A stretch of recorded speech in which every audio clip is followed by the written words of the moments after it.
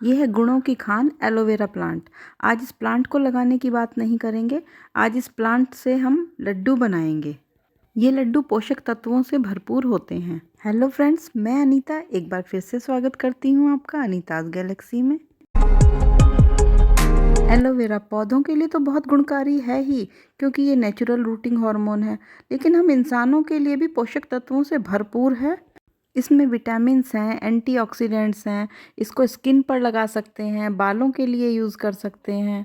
इसका जूस भी बनाकर पिया जा सकता है और इन सब से हटकर इसके लड्डू बनाए जा सकते हैं। आज हम वही लड्डू बनाने की रेसिपी शेयर कर रहे हैं आपके साथ में।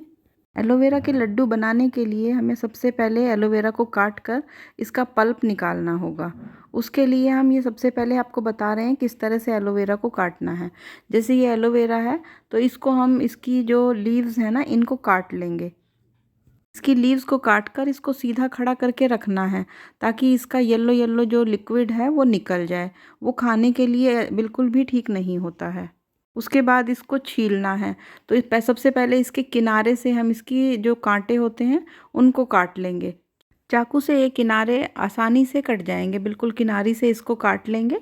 उसके बाद इसको छील लेंगे, ऊपर से इसका छिलका जो है वो छील लेंगे इस तरह से। छीलने के बाद जो इसका पल्प है उसको चम्मच की सहायता से निकाल लेंगे। इस तरह से जितने भी लड्डू बनाने हैं हम उतना ही पल्प निकाल लेंगे। तो इस तरह से हमने जो इसका पल्प निकाला है वो ये है।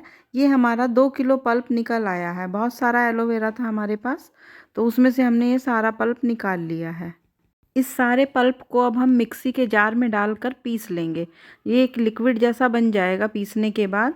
और इनके जो छिलके हैं इनको भी हमें फेंकना नहीं है, ये हमारे गार्डनिंग में यूज़ होंगे। इस तरह का ये लिक्विड सा बन गया है। इसको हम फिर छान लेंगे ताकि इसमें मोटे मोटे पीसेस ना रहें, क्योंकि बड़े बड़े पीसेस को भुनने में बहुत ज़्यादा टाइम लगता है। इसलिए इस सारे ही पल्प को हम पीस लेंगे। पीसने के बाद ये लिक्विड फॉर्म में बन जाता है। तो इस तरह से हमने इसको छान भी लिया है। इसके बाद एक कढ़ाई में हम घी गरम करेंगे। घी हमने 1 किलो लिया है। ये हमारा पल्प 2 किलो है, तो घी 1 किलो ही लिया है हमने।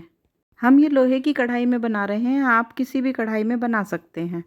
घी हमारा पूरा ये पिघल गया है, तो अब हम इसमें जो हमने एलोवेरा को पीसा था ग्राइंडर में डालकर, उसको अब हम इसमें डाल के भून लेंगे। ये हम बिल्कुल धीमी फ्लेम पर ही भूनेंगे और इसको चलाते रहना है ताकि ये नीचे जले नहीं। शुरुआत में तो लगातार चलाने की ज़रूरत पड़ेगी, लेकिन बाद में धीरे धीरे करके थोड़ा बीच बीच में, जैसे अभी ऐसा हो गया है ना, अब बीच बीच में कुछ दूसरे काम भी हम कर लेंगे। बीच बीच में इसको चला लेंगे।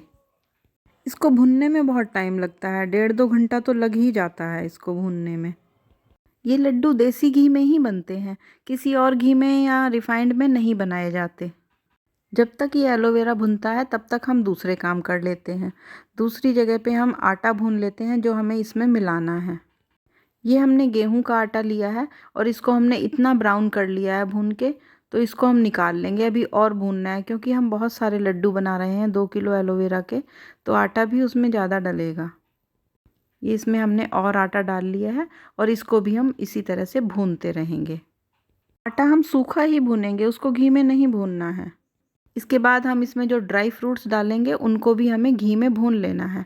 भूनने के बाद इनको दरदरा कूट लेंगे। इसके बाद जो भुना हुआ हमारा आटा है उसमें ये ड्राई फ्रूट कूटने के बाद मिला लेंगे।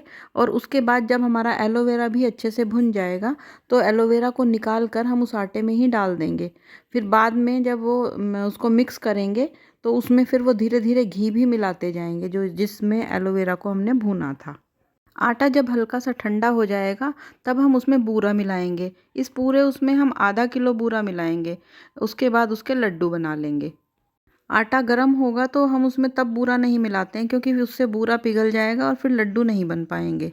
बूरा मिलाकर उसको खाकर देख सकते हैं। यदि आपको और ज़्यादा मीठा चाहिए तो आप और बूरा मिला सकते हैं। हमारे सभी लड्डू बनकर तैयार हैं। तो मिलते हैं फ्रेंड्स अगली वीडियो में किसी नई जानकारी के साथ।